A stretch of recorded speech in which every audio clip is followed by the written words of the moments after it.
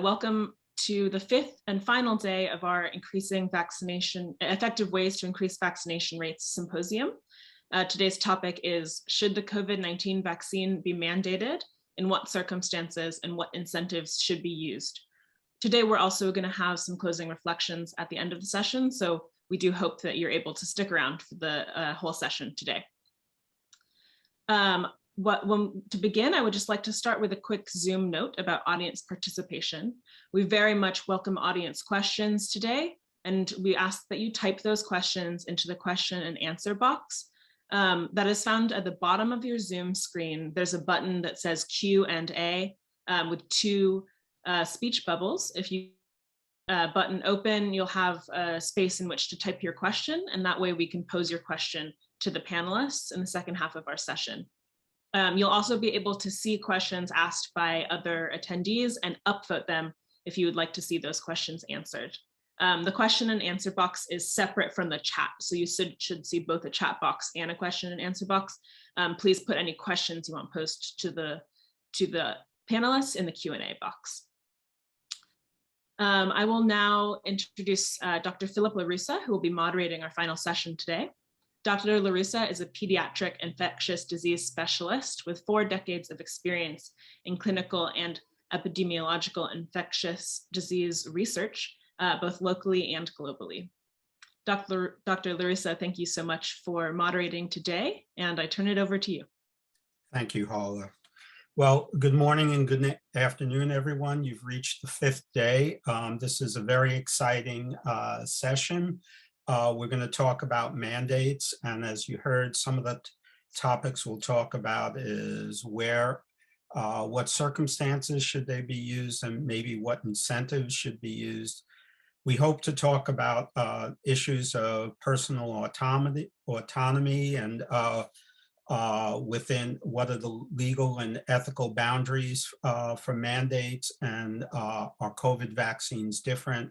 And lastly, what incentives are morally acceptable? I'm going to make a few opening comments, then I'll introduce the speakers and we'll go on from there.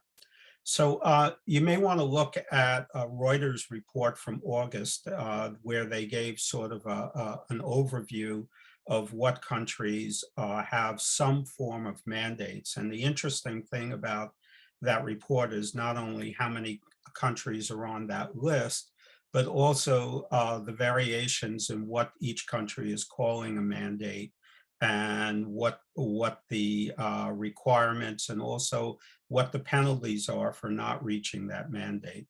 And I'll just go through the list very quickly: Australia, Britain, Canada, Greece, France, Italy, Kenya, Kazakhstan, Malta, and Russia, and take a look at that. In the United States, you may know that the Biden administration recently announced that federal workers will be required to sign forms attesting that they've been vaccinated, or else comply with rules on mandatory masking, testing, and distancing. The Kaiser Family Foundation did a report that I think just came out Tuesday, which you might find interesting, that basically said, while the majority of people queried favored requirements for healthcare workers, teachers, college students, and government employees, there were more varied responses on what happens out in the workforce. And I'm sure we'll talk more about that today. We've had some mandates here in the States with deadlines, and we've seen an uptick in immunizations in healthcare workers and other essential workers as those deadlines approached. It's interesting that the news response has talked more about the people who have refused immunizations in those settings rather than the people who have decided to go ahead and get vaccinated. So let me introduce the speakers, and remember that if you want to see their full bios, you can look at them in the link in the chat. We have an extraordinary group of people here, and I could spend the hour talking about what these people have accomplished, but I'll just do this briefly. Our lecturer is Wafaa El-Sadr from Columbia University in the US, where she's University Professor of Epidemiology and Medicine, the Director of the ICAP program at Columbia, and Director of the Global Health Initiative at the Mailman School of Public Health. Her lecture is entitled, "Should the COVID Vaccine Be Mandated?" Our panelists will start with Professor Helen Rees from the University of Witwatersrand in Johannesburg in South Africa. She's the director of the WITS Reproductive Health and HIV Institute, a personal professor of obstetrics and gynecology, and co-director of the WITS African Local Initiative for Vaccinology Expertise. She's been asked to address the question, do mandates for COVID vaccine set a precedent for other infectious diseases? Next will be Professor Keymanthri Moodley from Stellenbosch University in South Africa. She's Distinguished Professor in the Department of Medicine and Director of the Center for Medical Ethics and Law in the Faculty of Health Sciences. And she's been asked to address the ethical aspects of vaccine mandates. And finally, Professor Halton Cheadle, who is an Emeritus Professor of Public Law at the University of Cape Town in South Africa, and an attorney with 40 years experience in labor, constitutional, administrative, and municipal law. And he's been asked to address the legal and constitutional considerations involved in the mandates. Remember that the recordings will be available on the website starting next week, and I urge you to go back and look at any sessions that you haven't been able to attend. And just want to remind people, if they have questions, put them in the chat and we'll try to address them. So Wafaa, let's start with you. And I hand it over to you now. Thank you very much, Phil, and good morning, good afternoon, friends and colleagues. I'm very honored to be with you all today. Let me share my screen.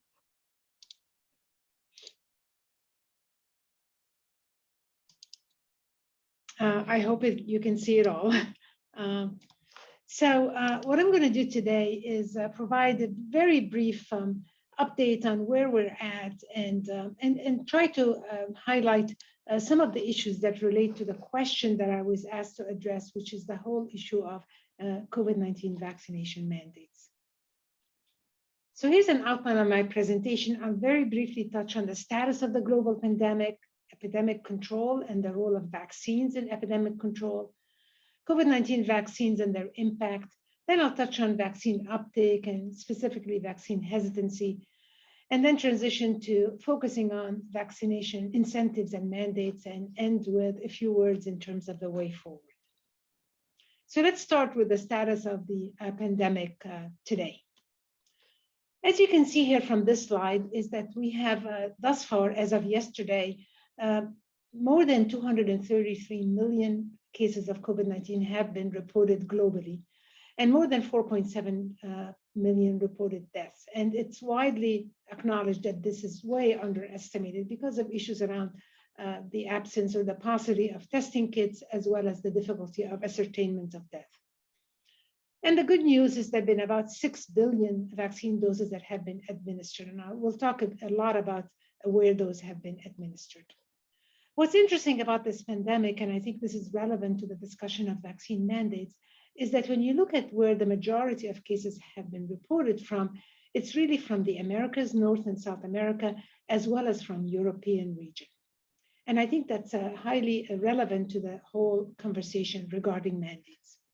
In terms of the top 5 countries in reporting largest numbers of cases over the past 4 weeks or so, led by the United States, followed by the UK, India, Turkey, and Brazil.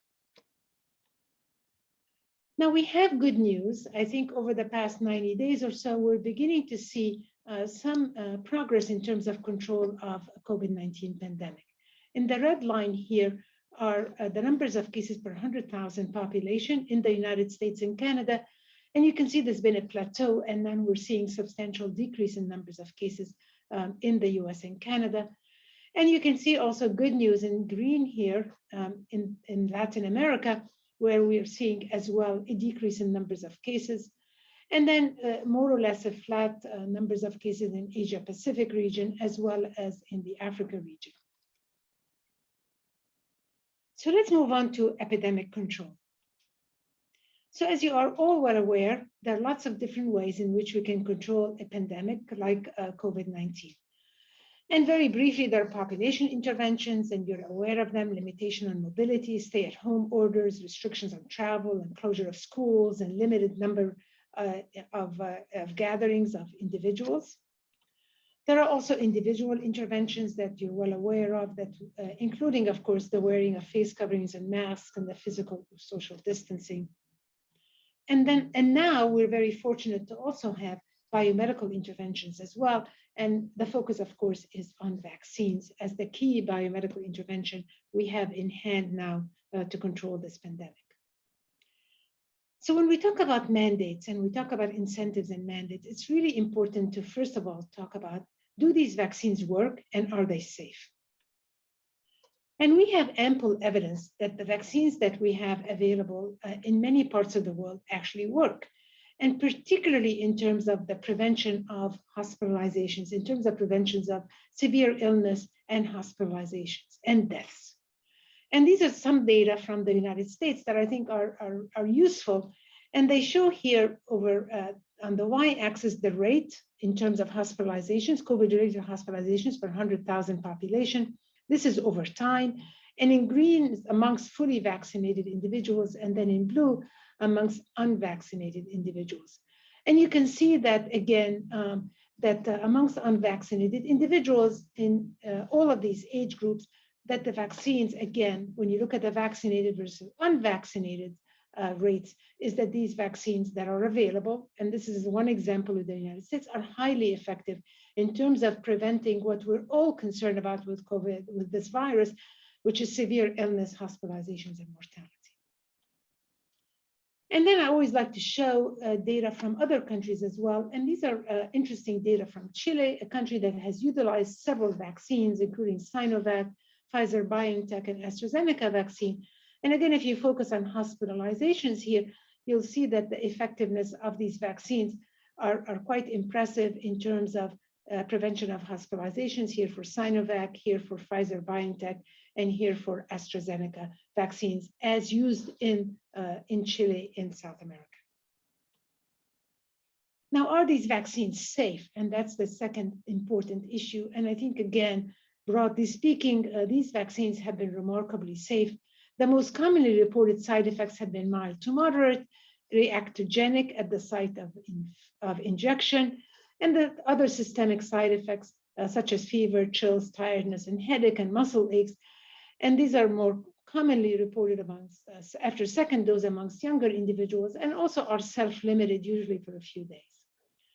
There have been some rare serious side effects, but fortunately they've been quite rare, including myocarditis and thrombosis with thrombocytopenia, as well as also rare cases of Guillain-Barré syndrome. But overall, these vaccines have been have a very favorable safety profile.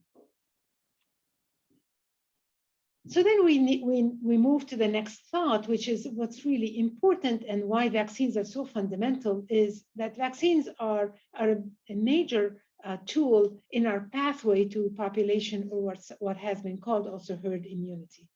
And for example, if you have here a situation in a community where people are not vaccinated, all of these in yellow here, then individuals here in yellow, non-vaccinated individuals. And if you have one infected person, you can see these transmission chains here continue and go on with more and more infections.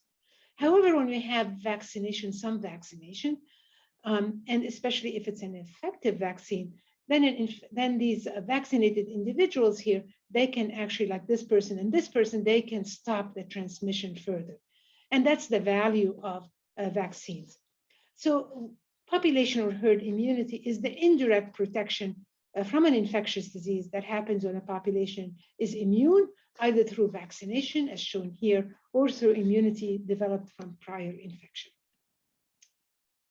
But how do we get there? How do we achieve the impact, the desired impact of these remarkable vaccines? And in order to do so, we need to achieve two things. We have to have vaccines that work. So high efficacy is very important, or high effectiveness of that vaccines is very important. But equally important, of course, is the coverage or the uptake of these vaccines. And thus we need to focus on both using vaccines that work, but also doing everything we can possibly do to achieve high coverage in order to achieve the desired impact of our vaccines. So how are we doing thus far? And I think this map here shows the world, a map of the world, and it shows in green the doses administered per 100 individuals, and the darker the green, the higher the numbers of doses per 100 individuals. And you can see that we've had enormous disparities around the world in terms of uptake of vaccines. And this is not only for uptake by individuals and their interest in getting vaccinated, but it's also largely driven by the availability of vaccines. And I'm sure we can discuss that as well. You can see, for example, countries like the United States, Canada, several countries in Latin America, as well as China and Western European countries have very high rates of vaccination, and contrast that with the African continent, just as one example, and parts of Asia as well. And similarly, in the United States, we have a very similar phenomenon. Again, in the darker green are the higher percentages of individuals 12 years or older who've been fully vaccinated. And you can see the disparity that exists here in the United States, with some parts with high uptake of vaccines and other parts with much lower uptake of vaccines. So there are disparities within countries as well as between countries. So let's focus now on vaccination uptake.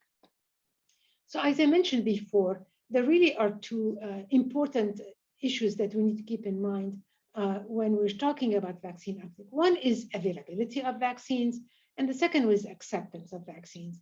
I'm not going to get into the availability of vaccine. I'll focus, as I've been asked to do, is to focus more on the acceptance of vaccines and issues around incentives and mandates. So this is from one survey that looked at COVID-19 vaccination interest and rates. This is as of the end of August. And you can see here from different countries around the world, different varied countries. And in red are those who are unwilling to get vaccinated. In orange, uncertain, plan to get vaccinated or actually vaccinated. And you can see there's disparities again across the different countries that where individuals were surveyed. But you can see, again, if we just focus on uncertain or unwilling, that for certain countries, there are a substantial proportion of the respondents who indicated either unwilling or uncertain. For example, Russia, the United States, Germany, Canada, France, and so on. Now, what are the reasons for this discomfort with vaccination? This is another survey. This is from the Census Pulse survey. And when we asked individuals, and people here could choose more than one reason, some of the most commonly reported reasons is the worry about side effects, waiting to see if it's safe, don't trust vaccines, don't trust the government, don't believe I need it. And then you can see some other reasons here that are listed below. And I think it gives you a sense that there are varied reasons why people may be reluctant to get vaccinated. But the good news is that the trends over time in acceptance across countries are moving in the right direction. So you'll see here in various countries that over time, this is again here on the x-axis time in 2021, so the individuals who are uncertain or unwilling has been decreasing when you do sequential surveying in these various countries.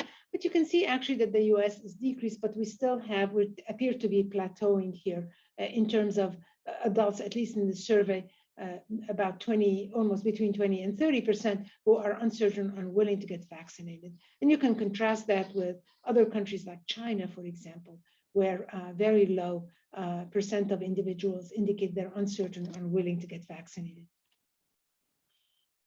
There's a lot of work that's been done to try to identify interventions to enhance COVID vaccine uptake, before we go to incentives and mandates and so on. And some of these, and it's been a lot of work done on this. And if you look here in the different colors on this side of the figure, so for example, what you do for different groups can vary substantially. So for example, for those who say, yes, I definitely will get vaccinated, what you try to do is to ensure accessibility and access to the vaccines. For those who say, yeah, I probably will want to get vaccinated, you do the same, but you also create reminders and you so that people understand and give them convenience and incentives so that they actually be willing to get vaccinated. For the orange group here who say probably not, you need to do all of the above, plus you also need to start using trusted champions and vaccine trusted individuals and spokespersons, as well as very targeted messaging, and start utilizing what are called nudge tactics, again, to try to get them to be willing to vaccinate it. And then for the probably the most difficult group here, definitely no. You need to do all of this, but also you need to avoid being judgmental, patronizing, and you again need to identify the opinion leaders within these communities to hope that over time they'll be willing to move to get vaccinated. And as you can see here in these are data from the United States, as we can see here in a bit more detail, that over time from December 2020 up to September 2021, in the darkest blue are those who already gotten vaccinated. And then again, in different colors of blue, either as soon as possible or wait and see. But then when you look here in the green, see almost a stable percent that it, again, continue to indicate over time that they definitely are not interested in getting vaccinated. But you can see only if required, which I think is a very interesting category. And that's about 5 or so percent that indicate they will get vaccinated, but only if they're required to get vaccinated. Obviously, that's very relevant to conversation around mandates. This is an interesting study that looked at change over time. And again, the message is that we should not accept that where people are at in the spectrum of willingness to get vaccinated, that it's not a static situation, that they actually evolve over time. And these individuals were in this study were interviewed in late 2020 and then early 2021. And you can see here that amongst those, about a third who were hesitant, and a substantial proportion got vaccinated, and also a substantial proportion were moved on to willing to get vaccinated. So we shouldn't think of these as static categories, but that people are and can move along the trajectory towards being willing to get vaccinated. So let's move on to vaccination incentives and mandates. So I think the underlying principle, and I think the ultimate tension is, I think often can be crystallized between the common good and individual rights. I think it can be more complicated than this, but this is just a very simplistic way of showing it, is that how do we weigh these two elements when it comes to vaccination, particularly for an infectious disease, and balance the common good with individual rights. So one of the things that have been tried to get individuals to, again, be willing to get vaccinated have been what's called nudges. And this is an intervention that is, tries to get individuals who are reluctant to steer them towards a desired action. And there's several types of nudges that have been utilized in some places. For example, that have been routinely offered. For example, everyone who's scheduled to receive vaccine with strict exemption processes, that's been done. And then routinely offering vaccines in these settings, and also requiring unvaccinated members of a community to do something else, something inconvenient. For example, masking indoors, or to require to get frequent testing. And the hope is that if there's enough inconvenience in the other alternative option, is that people may be willing then to be nudged to and willing to get vaccinated. There have been a lot of ethical discussions about the offering of these benefits to COVID-19 vaccine recipients. And some of the objections that have been raised, and I'm sure we can discuss that afterwards, the issue of coercion, exploitation, the fact that this may distort the decision-making process, that it might corrupt the vaccination's moral significance for the community benefit in particular. And in some way, it wrongs those who've already been vaccinated, and may affect the public willingness to get vaccinated without getting the whatever benefit or incentive. And then, of course, if you are, it may be perceived that if you are willing to give incentives for you to get vaccinated, then it might potentially make vaccination look riskier than we know it is. So let's talk about what are the main motivators for recently for vaccination in the United States. I think this is important and might shed light on the issue of mandates. I think the increase this is again another survey that was conducted, and about 40% of individuals indicated that they are willing to get vaccinated because of the increase in the Delta variant, concerns about the Delta variant, concern about local hospitals and ICUs being full is scary to a substantial proportion. They know knowing somebody who's been seriously ill, who have died of COVID. And then again, this is important, and this is the issue of incentives, is wanting to participate in certain areas or certain activities where vaccination is required, like in New York City, for example, to go to a gym or to go to a concert or sporting event or so on, requires vaccination. And then importantly here, 19% indicated that required to get a vaccine by their employer. So what's the history of vaccine mandates? So in the US, the first vaccine mandate was enacted for smallpox in Massachusetts in 1809. And I think it originated and remains in power, this mandating possibility in localities and also in states in this country. The first vaccine school vaccination requirement was enacted about 50 years thereafter in 1855. And the opposition and resistance to these vaccine mandates is nothing new, with some states that actually prohibited mandates in the late 1800s. We know that today children and infants are vaccinated against many many conditions, and many of these vaccinations are required for school entry. And there is a legal precedent in the United States, in this case from 1905, where again the ruling was 7-2 in favor of the mandate. And this was a very important precedent here in this country. So in what circumstances should vaccines be mandated, be required? Obviously, with a significant public health threat, which I think we can check that box with COVID-19, intervention is safe and effective, and hopefully I showed you some data to convince you that certainly COVID-19 vaccines have been shown to be safe and effective, and that mandatory vaccinations has superior cost-benefit profile compared to alternatives. And that's important because there are other alternatives, but they're not as beneficial. For example, the distancing and the masking and so on.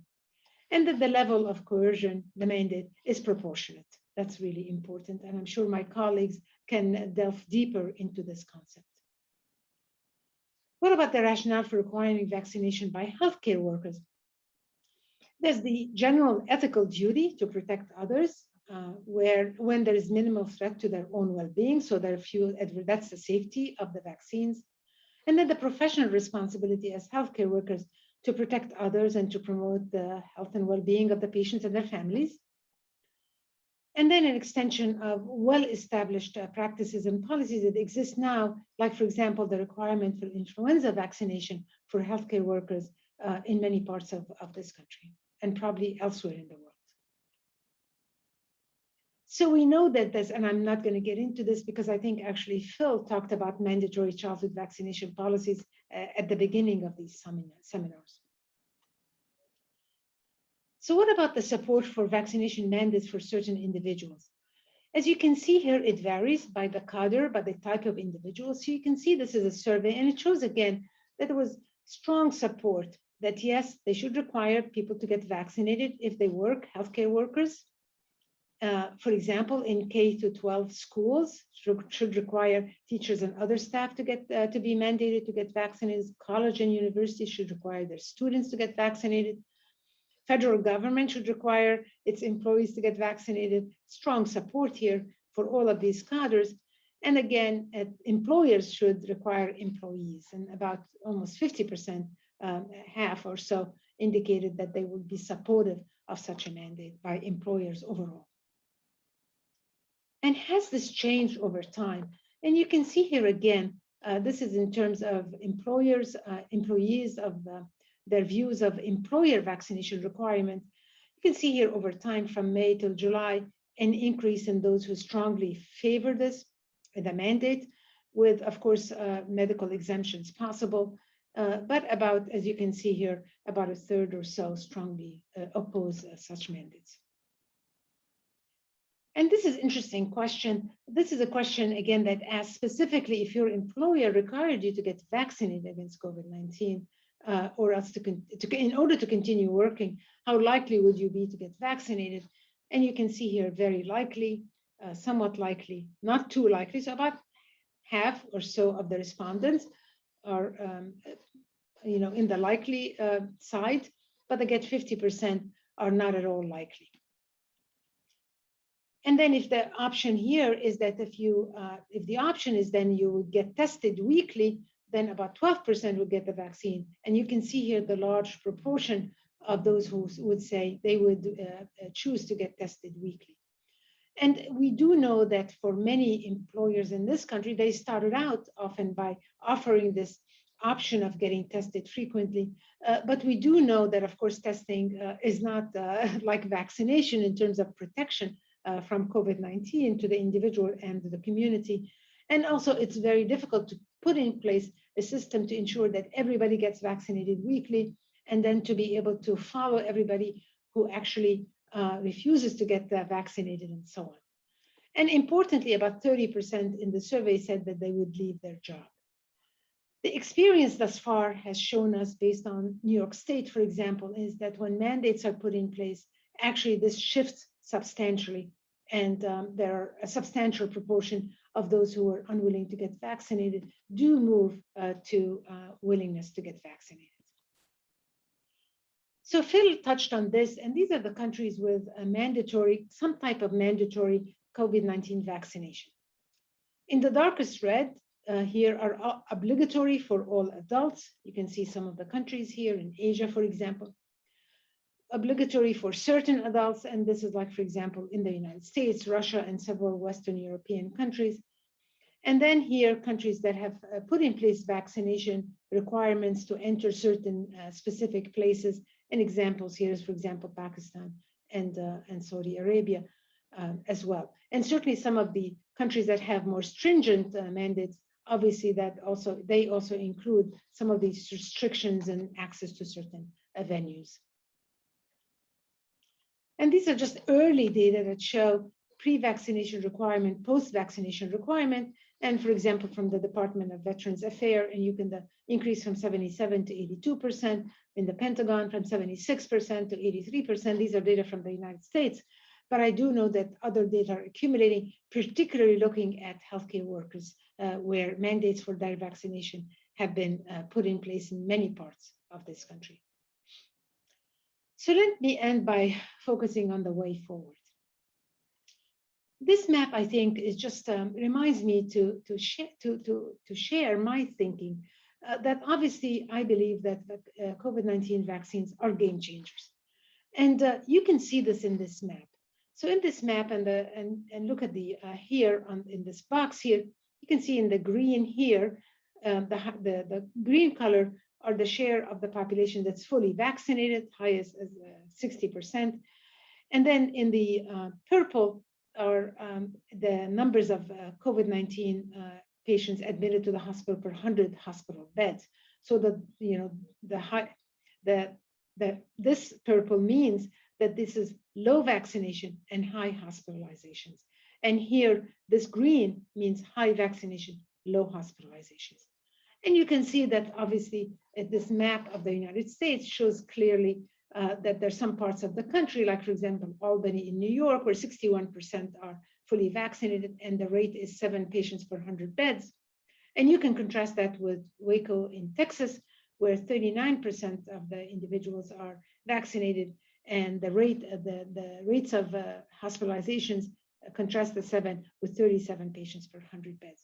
So there are compelling reasons to make this connection that these vaccines are game changers and can prevent hospitalizations, morbidity, and mortality. So as we think of the multiple layers of protection, and this is what I call, it's called the Swiss cheese kind of a figure, is that we have a lot of interventions that involve personal responsibilities like the distancing and limiting crowding and so on. And then others, there are shared responsibilities like ventilation, enhancing ventilations, and so on, and testing. And then, of course, very importantly, is vaccines, which are part of a shared responsibility here for all of us as community members. And I want to end with this slide. And I do think that what we're likely to see is that in parts of the world where there's high vaccination rates or high vaccination uptake, and requires two things, requires, of course, having access to vaccines and willingness to get vaccinated and using effective vaccines, can transition from an pandemic or epidemic to more of an endemic phase of COVID-19.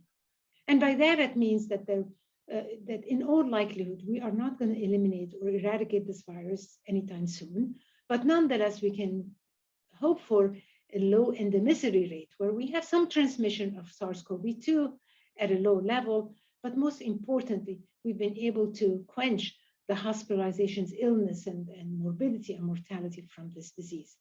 So I think we should all aim to achieve high, and that's the reason for trying to achieve high uptake of vaccination, not just in one country, but globally, so that I think we can then avoid the situation where countries have no access to vaccines and you start having surges in these countries and the generation of resistant variants. And I can't, of course, give a talk without ending of touching on the global vaccination access situation. And this is a model that was put forth by Krelstein and Urrutia, and they are at Prep for All. They put out a very important report, what they called for three principles: to hit hard, meaning to prioritize the development of highly effective vaccines for the world; hit fast, that the scale up of vaccination needs to be rapid because of the highly transmissible nature of this virus and the widespread nature of the pandemic; and very importantly, to hit globally. We need to reduce transmission everywhere. We need to reduce also illness and morbidity and mortality everywhere, so that we can bring the benefits of vaccines to the global community and prevent the development of these variants of concern. And thank you very much for your attention. And I'll stop sharing. Thank you, Wafaa, for that concise and comprehensive talk. I think what I'd like to do is have the panelists give their presentations, and then we'll have a discussion, and then finally open it up for questions.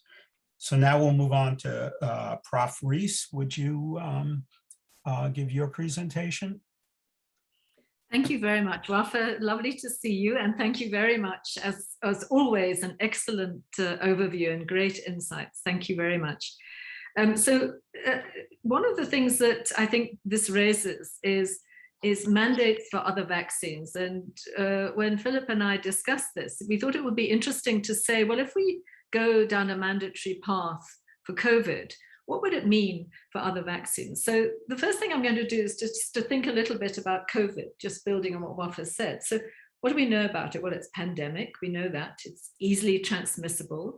It causes a nasty disease, particularly in certain categories of adults, and it's got a significant mortality.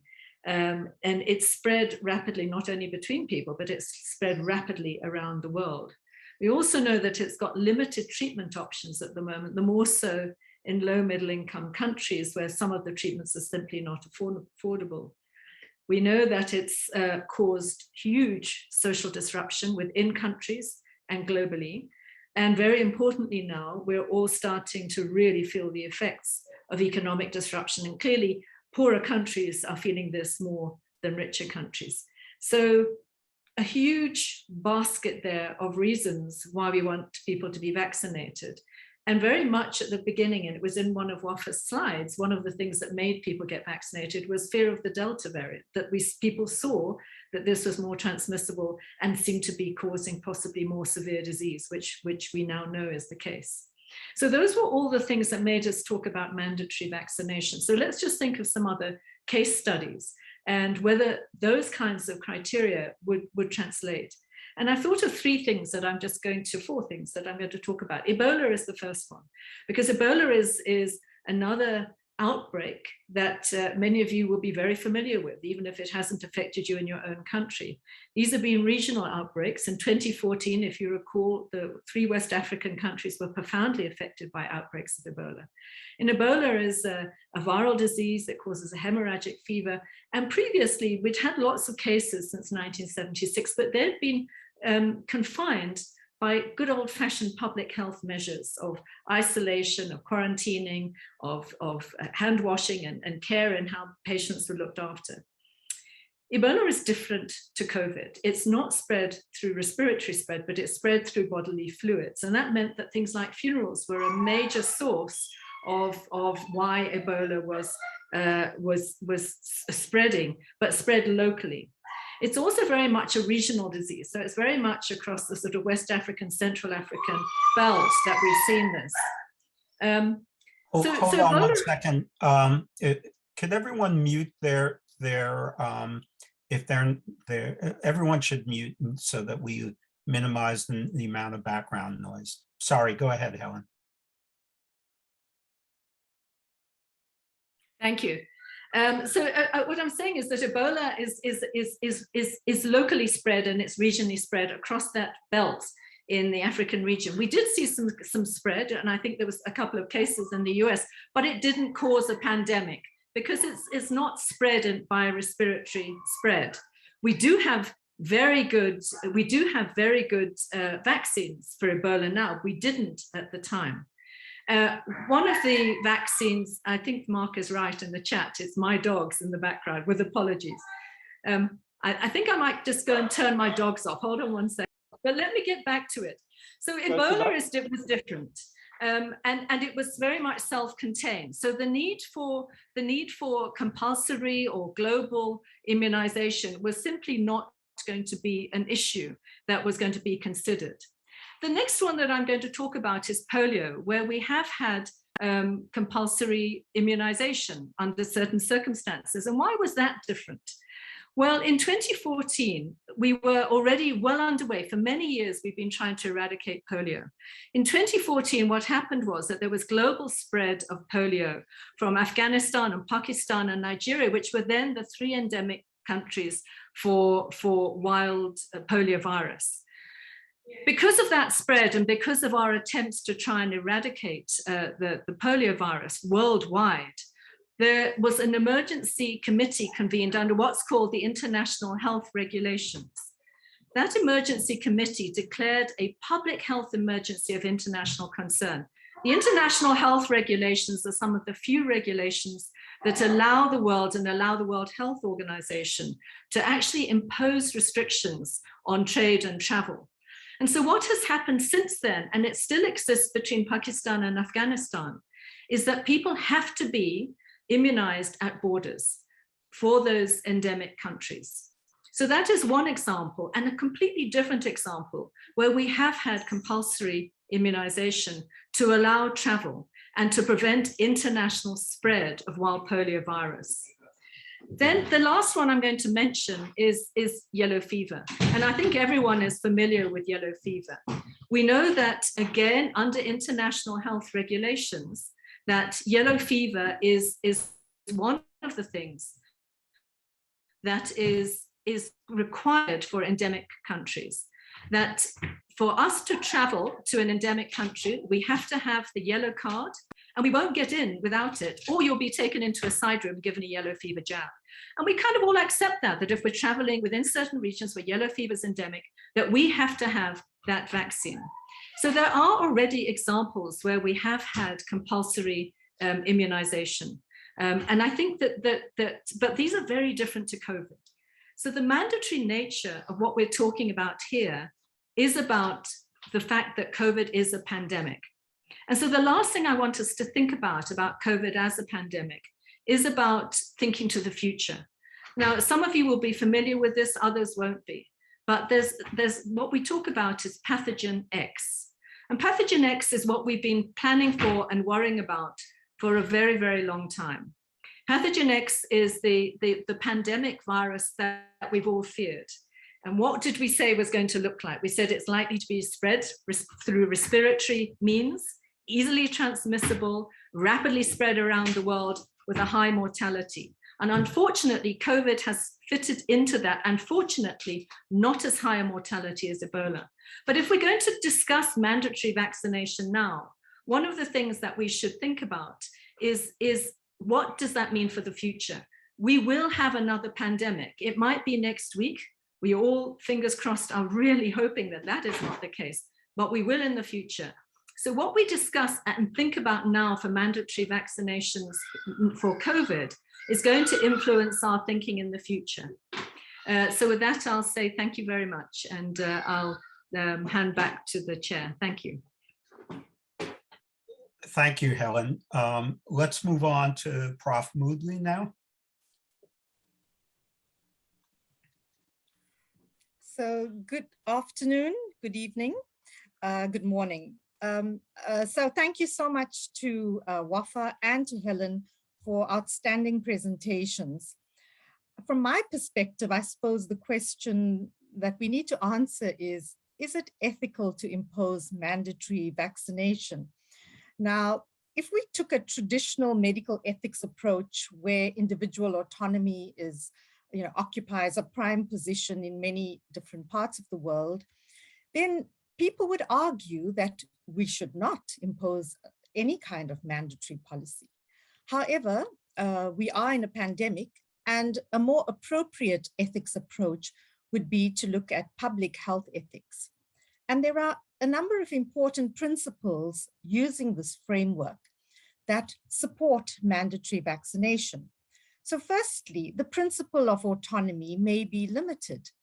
And this is obviously done in the public interest and for the common good. We do know that personal privilege ends where public peril begins. And so in our attempt to protect others, one would have to accept a level of limitation of rights. Now, there's nothing new about this in the context of this pandemic. We've all been subjected to lockdowns, to isolation, quarantine, mandatory mask wearing. And so to various degrees, we've experienced limitation of our individual rights. But beyond the simple principle of limiting autonomy, there are other principles within a public health ethics framework that are important to consider. So efficiency is one of these principles. And here we have to be mindful that we have extremely limited supplies of vaccines in many parts of the world. And so we need to use the limited supplies we have judiciously to ensure maximal benefit for the most number of people. Now, in addition to efficiency, and with respect to limited supplies, we need to consider time sensitivity. And here, there are two factors to consider. So we know that the longer we have a larger percentage of unvaccinated people in the world, the more quickly we will have mutations and the development of variants, which tend to become more and more vicious each time.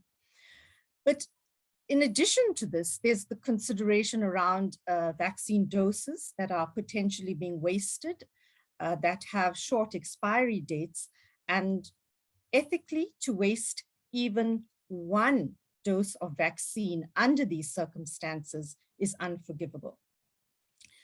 Now, to move on to yet another principle of public health ethics that would argue or support an argument for mandatory vaccines even more is the principle of social justice. And here, important factors such as solidarity and interdependence become important in terms of ensuring that we take responsibility to protect each other. In South Africa, there's the concept of Ubuntu, which supports this type of thinking and philosophy where, we are all responsible for the well-being of each other. And these public health principles collectively strongly, support an argument for mandatory vaccine policies. Wafaa has outlined very nicely, the conditions that would predate a mandatory policy, adequate supply of vaccines, safety and efficacy, etc. and of course, the steps that have been taken prior to introducing mandatory policies that we hope would have encouraged people to voluntarily accept a vaccine. Many of these require educational campaigns and counseling, etc. And she's dealt with all of these quite nicely. Now, another aspect to consider if we look at ethical issues would be the Syracuse Principles, developed in 1985 by the United Nations Social and Economics Council. And here, there are very specific circumstances under which individual rights may be limited. Firstly, the limitation has to be based in law. And I think in many parts of the world, there is adequate legislation to support a limitation of rights, but I won't go into that in too much detail because I know that will be discussed later on in the panel. In addition, we need to be careful that when we limit rights according to the Syracuse Principles, that there is a legitimate objective. I think in the context of the pandemic, again, Wafaa has argued very convincingly for why one would have a very legitimate reason to impose stricter policies. Of course, it must be absolutely necessary to impose a mandate, and we should use the least restrictive way of doing this. Again, we've heard from Wafaa about the other methods of increasing vaccine uptake, education, encouragement, nudging, incentives. But studies also show that incentives help, but not enough. And of course, any restriction on individual rights should be based in science. So they should not be arbitrary or unreasonable, but based on good evidence. And some of the evidence around mandatory vaccinations shows us that introducing a policy for mandatory vaccines increases vaccine uptake by as much as 18 to 20 percentage points. Most recently, we've seen this increase in France, where strict mandates were increased. In many parts of the world, we require this level of increase in vaccine uptake in order to ensure that there is adequate protection. We've been moving more and more away from using terms like herd immunity, given the variants, and given the fact that it will be really difficult to achieve this level, the traditional level of herd immunity that we're all accustomed to, but to ensure that as many people as possible are protected using whatever we have at our disposal. So if we look at some of the ethical approaches to mandatory vaccination, we can see that it is completely justifiable from an ethical perspective to institute mandatory vaccination and to use this as one of the tools, together with many other measures that should continue in societies, to ensure increased uptake of vaccination, to prevent wastage of vaccine doses, to use up the supplies we have before they expire, and to improve the health of all.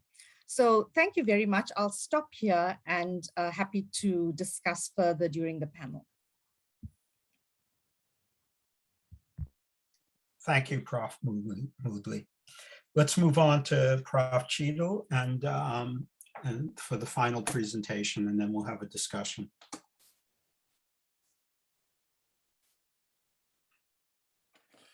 Thank you very much for the invitation. And before I go into my argument, I need to contextualize it.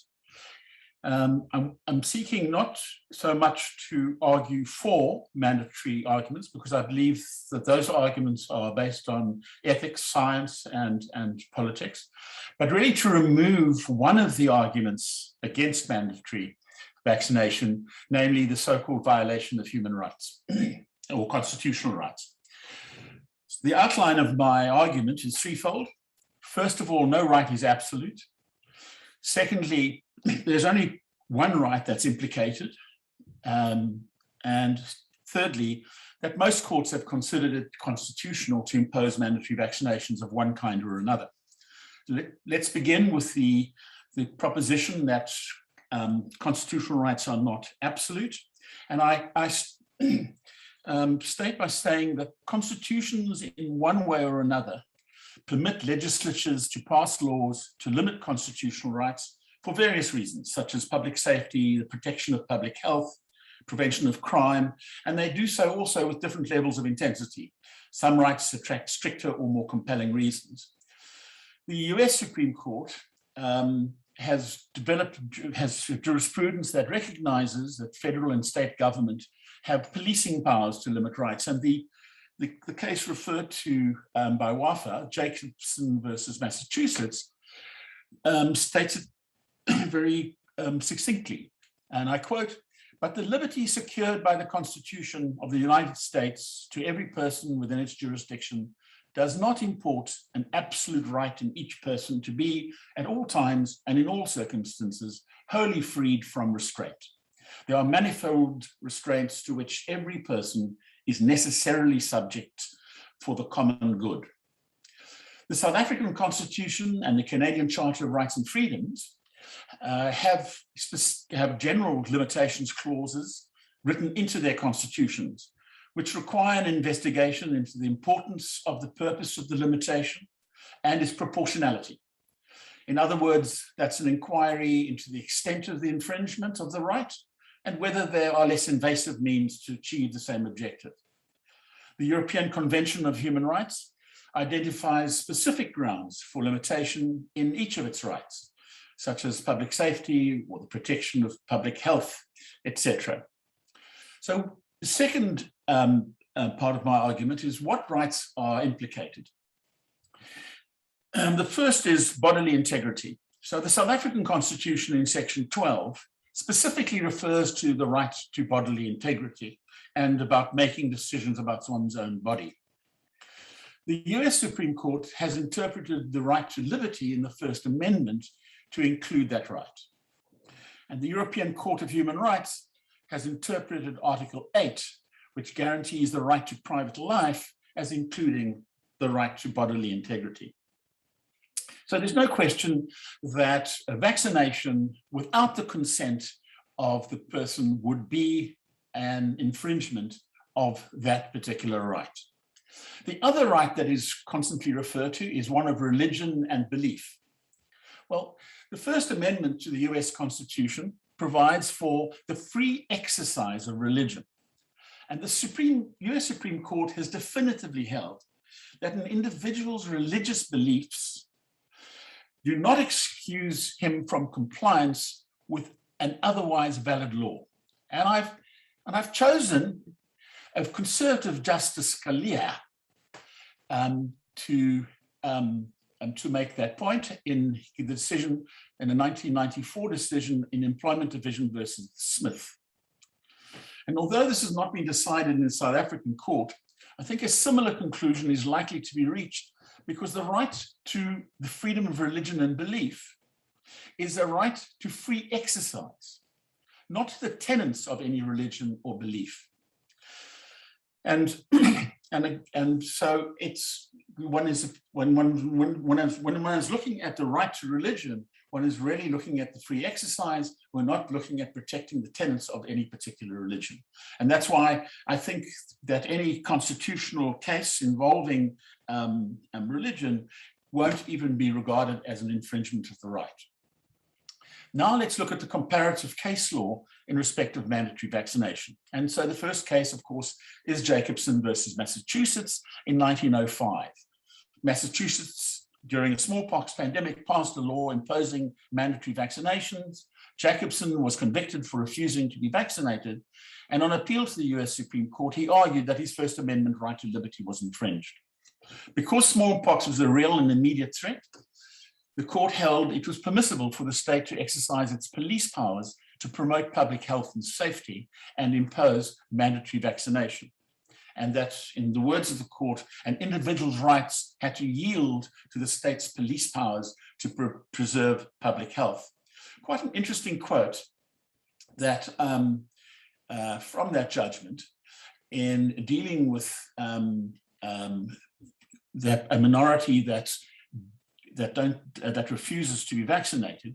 The court said, "We are not prepared to hold that a minority residing or remaining in any city or town where smallpox is prevalent and enjoying the general protection afforded by an organized local government may thus defy the will of its constituted authorities, acting in good faith for all under the legislative sanction of the state. If such be the privilege of a minority, then a like privilege would belong to each individual of the community, and the spectacle would be presented of the welfare and safety of an entire population being subordinated to the notions of a single individual who chooses to remain a part of that population. We are unwilling to hold it to be an element in the liberty secured by the Constitution of the United States that one person or minority of persons residing in any community and enjoying the benefits of its local government should have the power thus to dominate the majority when supported in their action by the authority of the state. The second US Supreme Court case is in 1922, and it held that a city could impose compulsory vaccination on children even if there was no immediate threat. In 1944, the US Supreme Court stated, the right to practice religion freely does not include the liberty to expose the community or the child to communicable diseases. And all federal and state cases since then have upheld compulsory vaccination. In the European Court of Human Rights, a really important decision in April this year, in Wafaa versus the Czech Republic, various applicants challenged mandatory vaccination legislation in the Czech Republic.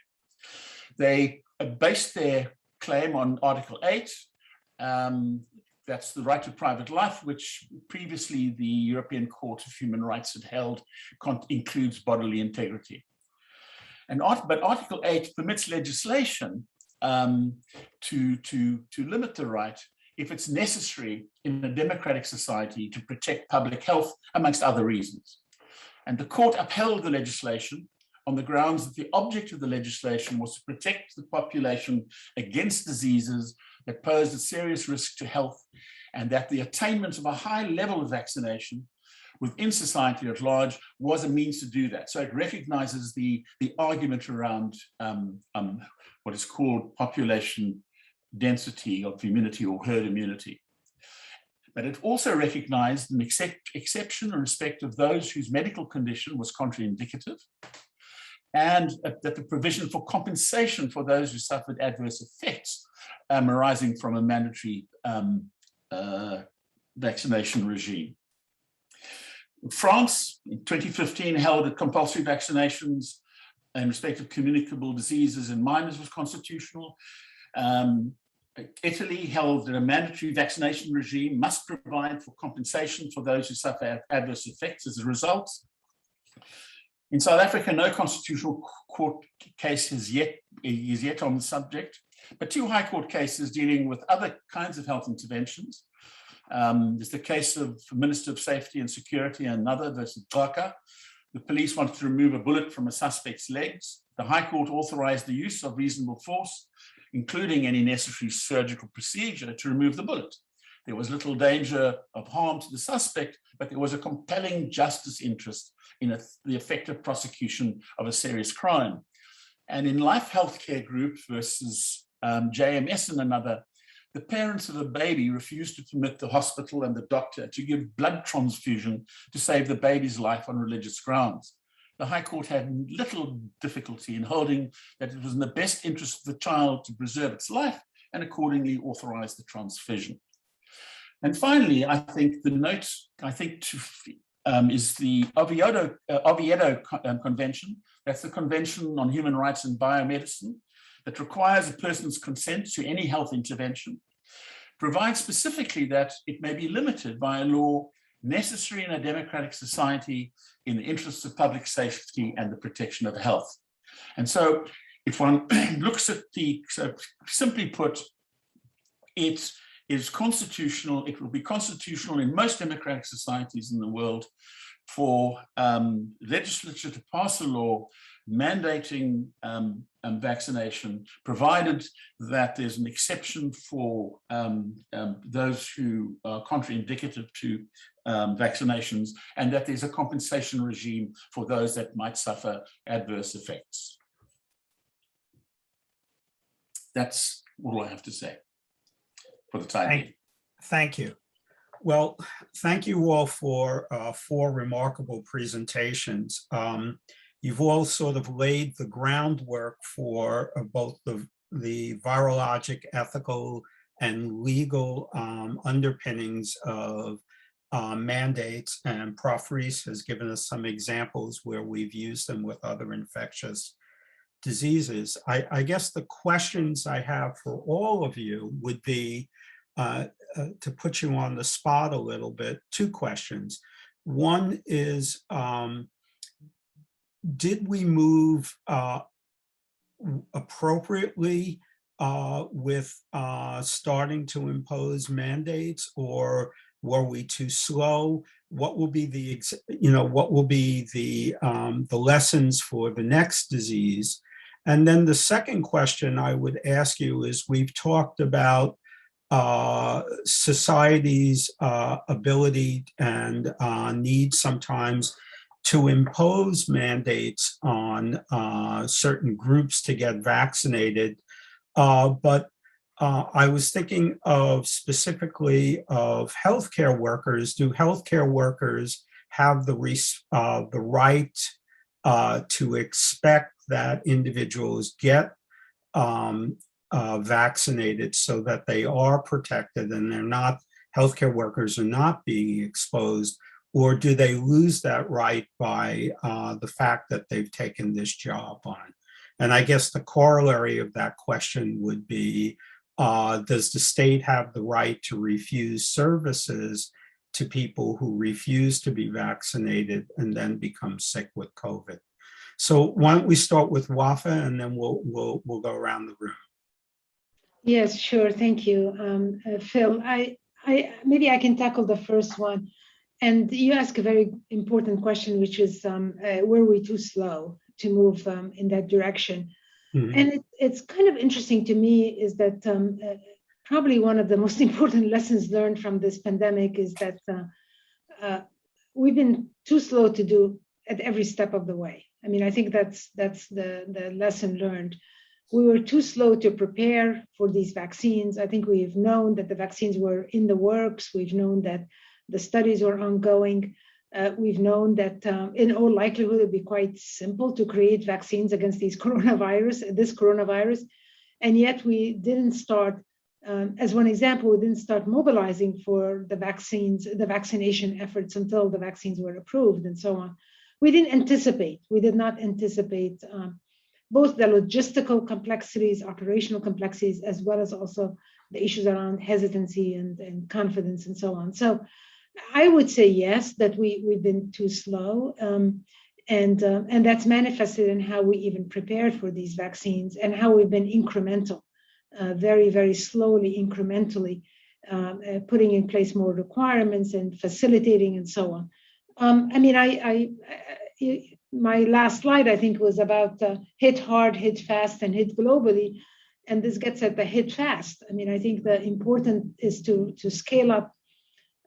To scale up rapidly, because I think that's the most, that's how you get the most benefits out of these vaccines, if you can rapidly scale up. And I think we've been making incremental, but rather slow steps moving forward.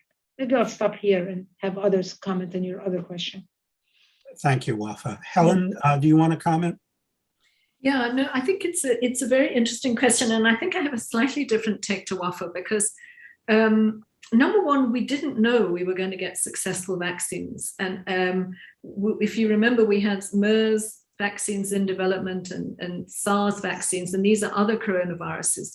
They were in development. We didn't have full-blown vaccines there. So we didn't know we were going to get successful vaccines. And I think we were somewhat surprised by the speed, number one, and the success that we appear to have had. So I think the first thing we have to understand in terms of your speed question is that we had to develop the vaccines. That was the first thing. Then we had to have supplies and access. And because those things took time, and particularly the access, that I think has opened a window for hesitancy, the data that Wafaa showed us and we've been discussing. So that speed issue is an issue. The other thing that in terms of were we too slow to impose mandates, again, it's the speed of getting the vaccines out there that I think was too slow, not necessarily the mandates, but the speed of getting the vaccines out there. So if you look at the COVAX facility, one of the most important public health visions that we've really had in response to the pandemic, and the vision was to get global access, global equity, vaccines to all countries, including the least well-resourced. Why couldn't that get off the ground more quickly? Number one, because the money didn't flow quickly enough. And number two, because when it came to purchase the vaccines, they'd all been purchased by rich countries, which is exactly the same scenario we saw with pandemic flu.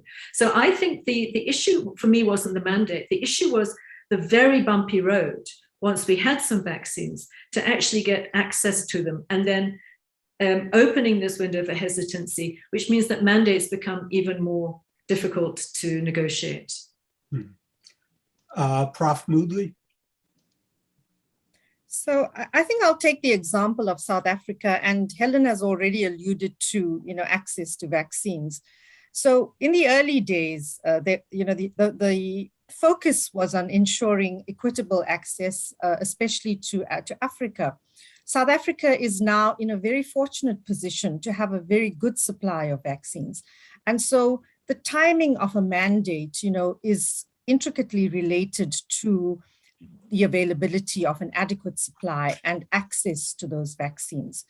And so while a number of measures have been put in place while we were awaiting an adequate supply of vaccines, I think in South Africa, now is a good time to really think seriously about these vaccine mandates, and a number of different healthcare organizations and commercial entities are starting to implement mandatory vaccine policies.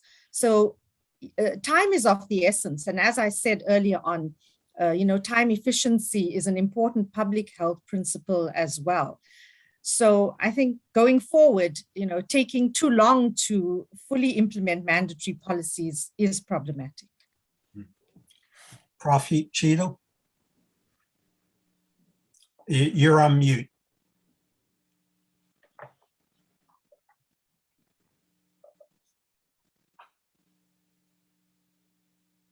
Sorry, it's a problem having two screens.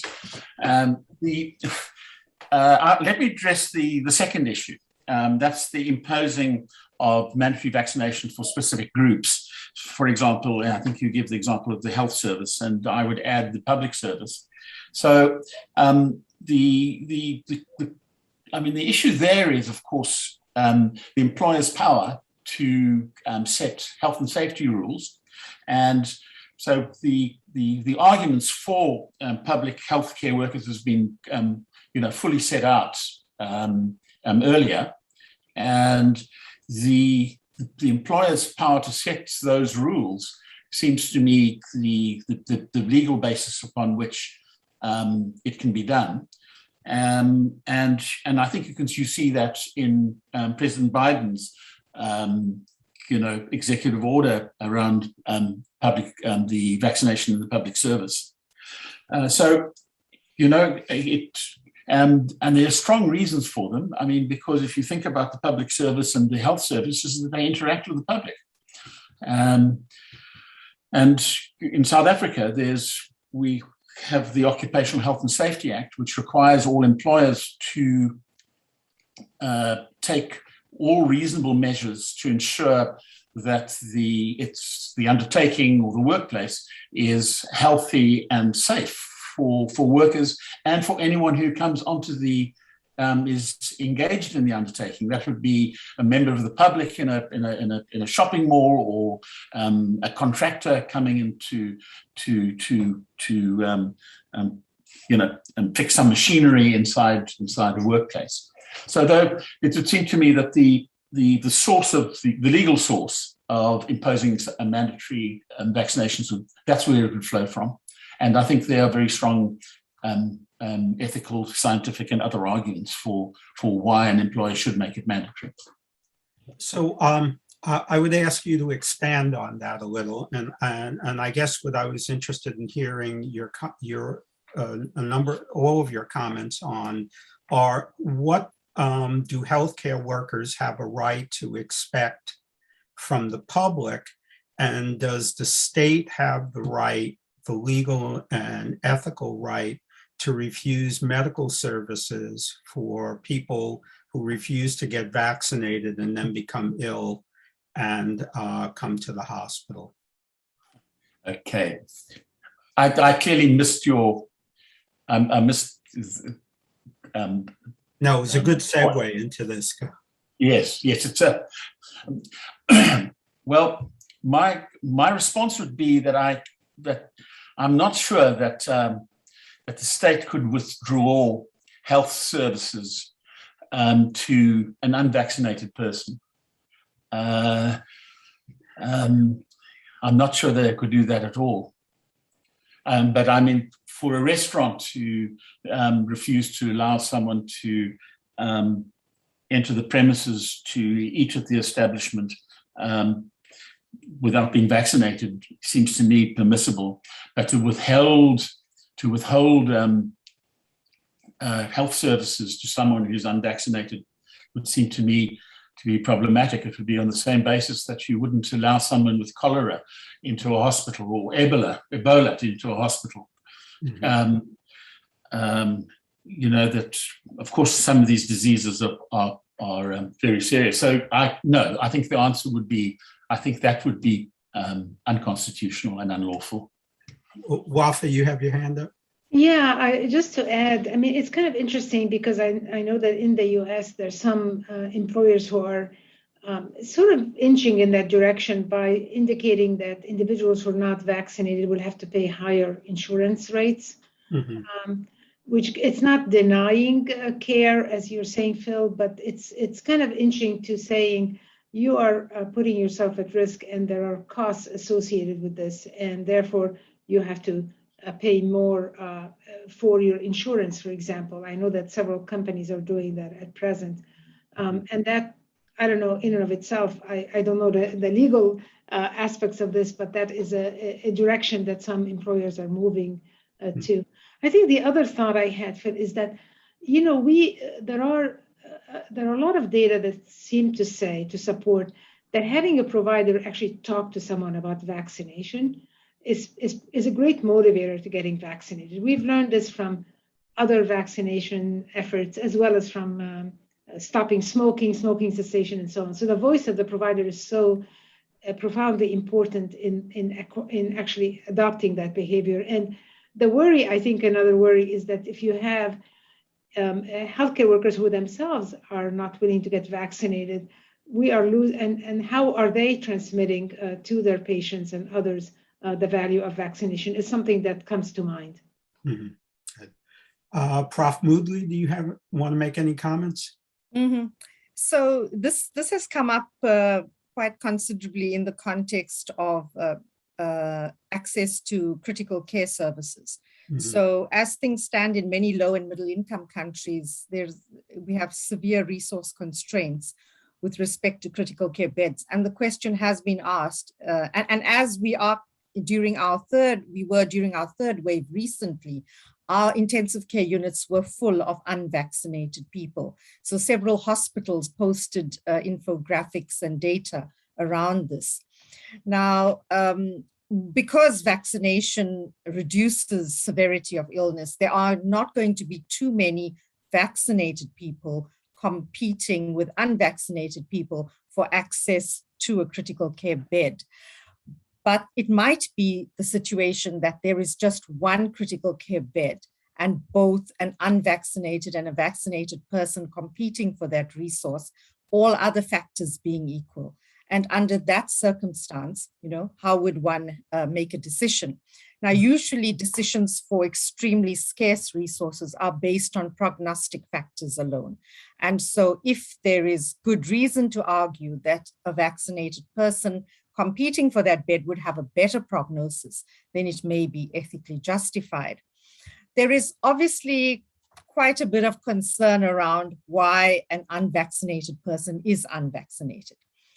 It's not always the case that it's an anti-vaxxer. It might just be a vaccine hesitant person, or it might be somebody who could not access vaccine for a number of good reasons.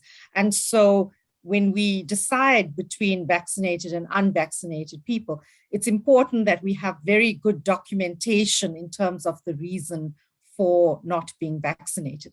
But the more important issue is when unvaccinated people who deliberately decline a vaccine occupy fully limited intensive care units at the peril of people with non-COVID illnesses. And so there are many different other scenarios where people with cardiac disease or other conditions, post-surgical patients who require a critical care bed are denied access because the ICU is overwhelmed by people who are unvaccinated. And there are very good arguments to be made there for instituting reasonable policies based on that. Thank you. Thank you. Prof. Rees, do you want to make any comments? Yeah, I think that on your first question, do we have a right, what do we have a right to expect? And the one thing I would say here is that we've heard a lot now about healthcare workers, particularly in the front line, having compassion fatigue, actually getting fed up with people who are coming in very ill and have not been vaccinated. And healthcare workers are humans and have personal views. And I can certainly remember in my career looking after people who, and I have one very distinct memory, but looking after people who've been shot, who shot others, and you go ahead as a professional and you look after them and you don't ask questions. But I do remember once where I really books, where looking after somebody who had just come out of prison, was in a fight and so on. I said, why are you in prison? He said, because I was convicted for rape. And so I remember that. I remember that as a healthcare worker feeling, I don't know that I want to engage with you, but you do, because you're a professional and that's what you do, and people will go ahead. So the healthcare workers will go ahead and the state has to go ahead, because where would you draw the line? If the state said, well, we're going to refuse treatment, what about the drunken driver? What about the person who, draws a knife and is a knife fight with someone else? Where do you draw a line? Whose morality is it? So you can't do that. You have to look after all comers, but there will be compassion fatigue. And healthcare workers do have views. And unfortunately, very often, their views do come out in negative attitudes. So I think that we should just sort of be aware of that. But having said that, certainly in the South African setting, there's quite a famous case a couple of years ago, and if Mark Heywood is on the line, he will remember this, of somebody requiring dialysis who was refused dialysis because they weren't particularly old, but they had repeatedly defaulted other treatment. So they were then refused dialysis, and despite appeals were refused dialysis. And that's obviously a death sentence. So there are other situations where people's behavior has led to a refusal of resource-constrained treatments. And that probably is the case, but I can't see that happening with people who've chosen not to be vaccinated. Yeah, the reason why I posed the question was specifically because of the issue of healthcare worker fatigue. And I've heard from a number of healthcare workers about, why do I have to take care of this person and also risk my own life when this person refused to get vaccinated? And I think you've all addressed the issues that go around that. And it sounds like we really don't want to go there if we don't have to. I think the other thing that has happened with healthcare workers is that some people have voted with their feet and decided to seek some other kind of employment. We did have a question in the chat, and it actually is related to this discussion. So I think we've covered that. We have plenty of time. If any of you have questions for the other speakers, this is the time to do it. So I'll open it up, and you can ask each other questions. Yeah, I have a question actually for Helen and maybe others as well. And recognizing that the issue around supply of vaccines and the challenges, particularly in the African continent and so on, is it's interesting where the supply and the mandate intersect, because often in such countries, there's a group of individuals that's prioritized, right? And usually it starts with, sometimes it's healthcare workers and other subsets of individuals. And I was thinking about what you said in terms of you have to have enough supply to be able to mandate, but sometimes you have a targeted approach. Most countries have a targeted approach, at least in the when they don't have the supply and the demand are mismatched.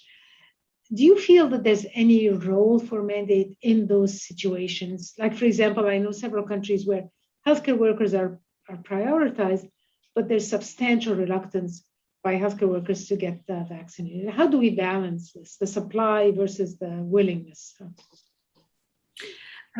I mean, my personal view for healthcare workers is somewhat different. I mean, I do think that healthcare workers should be mandated because number one, it's an incredibly important resource in a pandemic for both people with COVID, but also, as Keymanthri was saying, for everyone else who needs to access health services. So we need to protect that.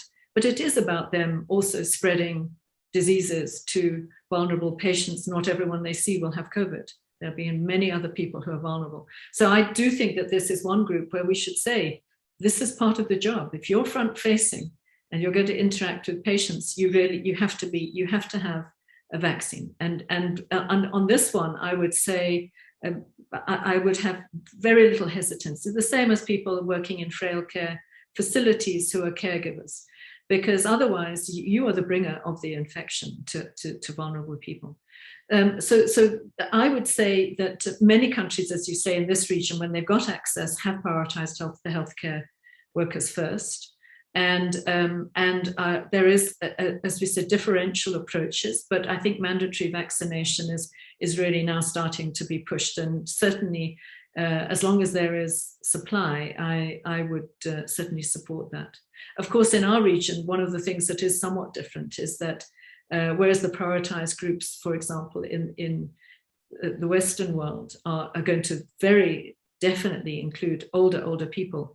Of course, our population pyramid is like that. So even if we include older people, it's just so much a smaller proportion of who we're going to be prioritizing. So we might well have different priority groups in our setting. Thank you. Other questions for the participants?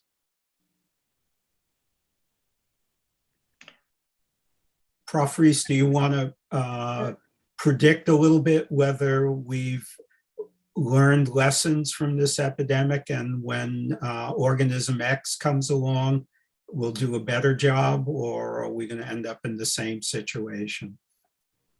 No, I think we will do a better job. I think if you think about the components of our response and how it's improved even in the last 18 months, that there's a huge improvement. Number one, we had already, because of Ebola, we had already been putting a lot of money into vaccine development, which is one of the reasons why we were able to take something like the mRNA platform off a shelf, or MERS and SARS vaccines off shelves, and rapidly modify them for SARS-CoV-2. So we'd already had some preparation. I think it will be better. And an organization like CEPI, which stands for the Coalition of Epidemic Preparedness and Innovation, and it invests in vaccine development post-Ebola. That's what it's done. I mean, their ambition now is to be able to develop a vaccine in 100 days. That's their ambition. And so everyone is now saying, how do we do that? And how do we do that? And manufacturing is the one thing we haven't also mentioned, that part of that is to set up distributions of manufacturers worldwide, so that in the African region, we're not held to ransom because the vaccines are manufactured on the one hand in rich countries who are buying all their own vaccines, and on the other hand, the India, which stopped export of vaccines that were earmarked for the COVAX facility. So I think that is the second thing that we've learned, and we're already seeing manufacturing hubs being developed, for example, in the African region, whereas we'd wanted it before, but there had been very little movement. The third thing I think that we've learned is that we've been far too slow in terms of therapeutics treatments. With Ebola, we did develop treatments, And now, I mean, everyone's probably heard today the hopeful news that there's a new antiviral drug developed by Merck that appears to do something for ambulant patients, which would be a game changer, an oral tablet, not as expensive as monoclonal. So that if that's true and that's real, it's a game changer. So I think we've learned about therapeutics. And the fourth thing we've learned is about the importance of surveillance. We had very little surveillance in this region, but we've now got genomic surveillance, for example, going on across the region with new hubs being developed, major hubs importing specimens from the region. So I think that that's all improved. So my answer would be, I think we will do a better job next time. The question will be, the key question is, Wafaa's question is, will the next virus or whatever the pathogen is, will we be as successful in developing a vaccine?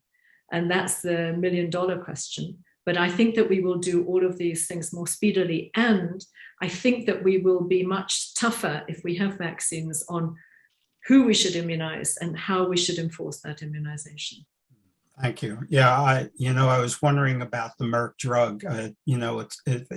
If it's as effective as people hope, you wonder what effect that will have on immunization rates and obviously on mandates. Prof. Cheadle, did you have a comment you want to make? You're on mute again. Yeah, sorry. I just also thought that something that I left out was to recognize that there are different types of mandatory interventions. So we can have this sort of Massachusetts intervention, which just requires all adult males or all adults to be vaccinated. And one often thinks of mandatory legislation in that form, but you can have other types of mandatory legislation, something like New York, where one says that no one can enter a restaurant without a vaccination passport. In the UK, you can't, if you follow soccer or football like I do, or tennis, you'll see that the stands are full, and they're full because there's a one has to prove vaccination to attend the sport. So the one can make it, and one can, for example, provide the legal basis for restaurants to exclude people and for airlines to require vaccination passports and public transport. So there are a whole range of ways in which one can do it without sort of the heavy hand of just requiring every person to vaccinate. So I just thought to bring that as well as that when we look at the legal models and possibilities. Because clearly in South Africa, I'm quite certain that the big incentive, the really big incentive would be to attend sport gatherings. Wafaa, you made an important point in the comment and the question and answer. Would you mind repeating that for everyone in terms of risk to healthcare workers? Yeah, I think that just the comment was that actually the experience, at least here most recently, obviously this was not the case early in the pandemic, but most recently is the risk of transmission of SARS-CoV-2 to healthcare workers in the workplace, at least in the United States, is quite low. And that's for a couple of reasons. One is obviously the use of masking, particularly higher quality masking ubiquitously, as well as also the ongoing, surveillance testing and so on for at such facilities. And so I think I think that gets at should a healthcare provider refuse to take care of somebody with SARS-CoV-2, I think they are probably in the best protected environment in a healthcare facility. Most of the transmissions we're seeing are really transmissions in the context of the workplace, are transmissions in social settings, yes, rather than in the workplace. Yeah, either at home or in the community. Yeah. Thank you. Do any of you have any final comments you'd like to make? I just wanted to make a comment. I think the experience with COVID-19 vaccines is going to be very valuable, in addition to all the lessons learned from COVID, because it's really the very first adult vaccination that we are focusing on. I mean, even in this country and in many countries, the uptake of adult vaccinations has been dismal. There's been a huge focus, of course, on childhood vaccination, where better and better data, although COVID has affected that as well. But adult vaccination, like vaccination for the seasonal influenza or herpes zoster, shingles vaccines, or pneumococcal vaccines, which can be life-saving and decrease morbidity and mortality, the uptake by adults, even in high-resource countries, has been quite low. So I'm hopeful that with the experience of this massive vaccination campaigns that are really focused on adults, both in high-resource countries as well as also in low-resource countries, is this may open the door to potentially also thinking about the introduction of some of the most important vaccines for adults, and could be hepatitis B as well vaccines. We just haven't thought about adult vaccination with the rigor and the commitment as we have for childhood vaccinations. Good point. All right, well, thank you. Yeah, I just wanted to say that social media has played such an important role in, in general, in terms of facilitating communication. But with respect to vaccines, I think the spread of misinformation has been really detrimental to vaccine uptake. YouTube has just set the example now of, starting to remove all material that spreads disinformation. But I think there are so many other platforms for social media that need to follow suit and to be more responsible about the type of information that is out there. I think we would all agree with that. Perhaps I could just add to that. I mean, I think that the other questions we must ask ourselves is where the anti-science, where has this come from? Where will it go in the future? I don't know that we're very good as a sort of collective scientific community. Are we as good as we could be at communication? Probably, pretty certainly not. But I think that what we do is that we often tend to be the responders. And it reminds me a lot of the HIV/AIDS denialism days, where I certainly remember being on, radio interviews where it would be yourself and somebody who's an AIDS denialist, and they often would get the floor first and express their views, and then you would be the respondent.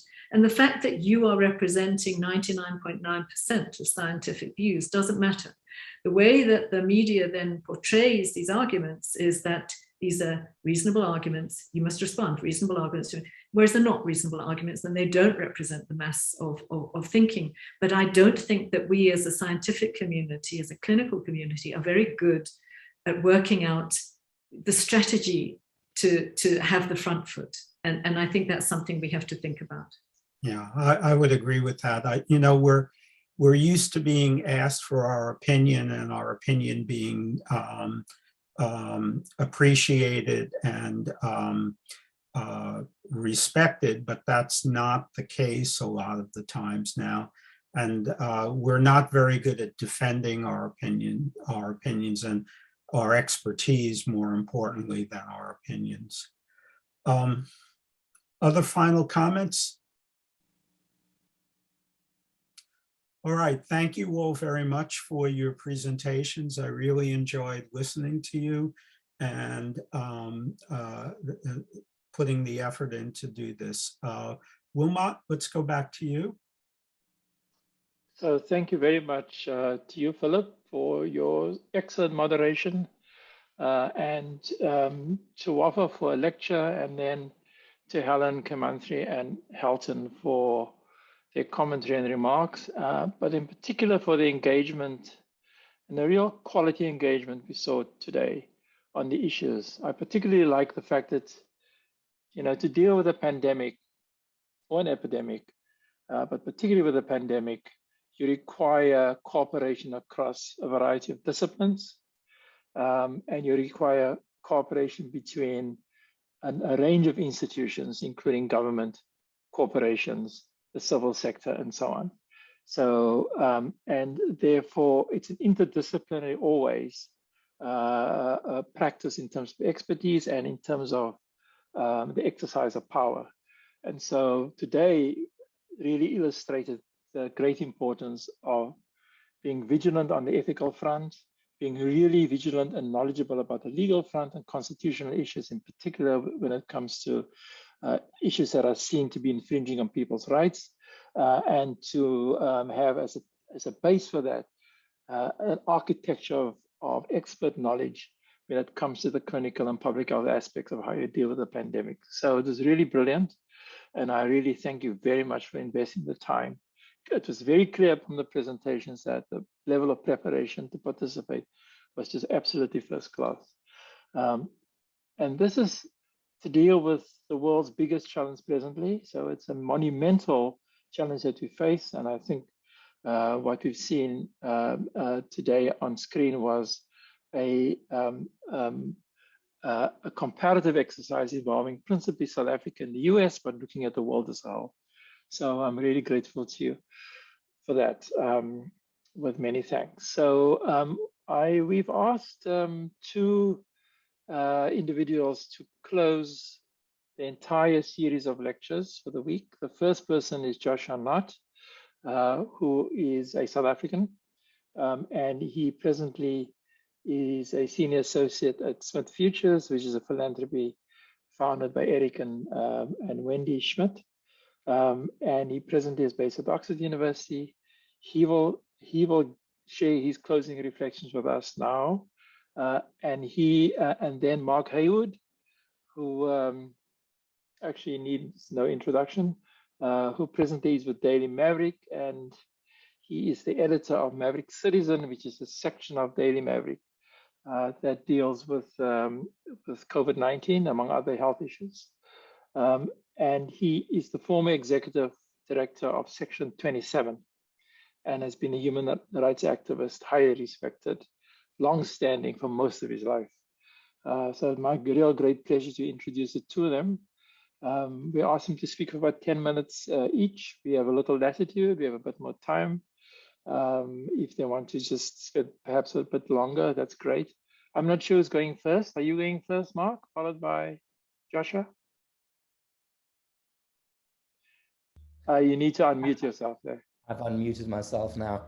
Okay. I'm happy to do it either way. You're the boss. Joshua? I think Mark and I had a gentleman's agreement that I would take the first 2 days and Mark would take the third and fourth day. So if you're happy to do that, Wilmot, we can proceed accordingly. Okay, please do so. Respecting your gentleman's agreement. Okay. Fantastic.